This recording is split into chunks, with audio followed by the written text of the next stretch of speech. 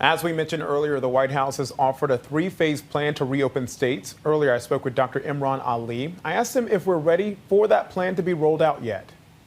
It's really, I think, premature because we really don't have the testing, so we know the prevalence of the disease, and we don't know, what is the extent of, the disease in rural areas, urban areas. Some places haven't seen many infections, and this could be because we haven't done much testing yet. So it's really premature to do this until we know what is the situation on the ground.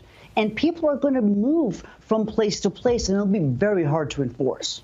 One of the big headlines this morning involves nursing homes, specifically the one in New Jersey where dozens of lives have been lost, 17 bodies found. What is the state of this nation's nursing homes right now, especially in the hot spots? It's in a state of crisis. I work in a nursing home, and this basically boils down to staffing issues and a lack of testing and a lack of protective equipment.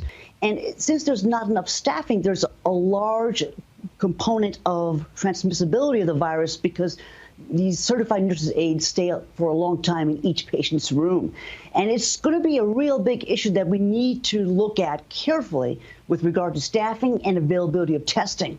A new report from the Washington Post takes a look at exercise and not overdoing it.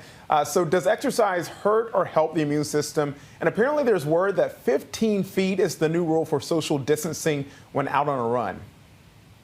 Well, the results of the data that I've seen about how vigorous exercises modulate the immune system it's really sparse. So the medical community hasn't really definitively said one way or the other if vigorous exercise decreases your immune system. Very important when you're jogging, try not to jog right behind somebody else because basic physics and the study that just came out shows that the viral particles can be propelled further when you're running because of the aerodynamics of the wind as you're moving. So, you want to keep yourself 15 feet behind somebody.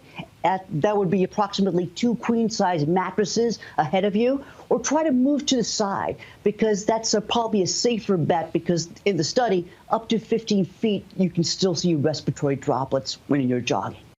Our thanks to Dr. Ali, who says exercise is important, but know your limit.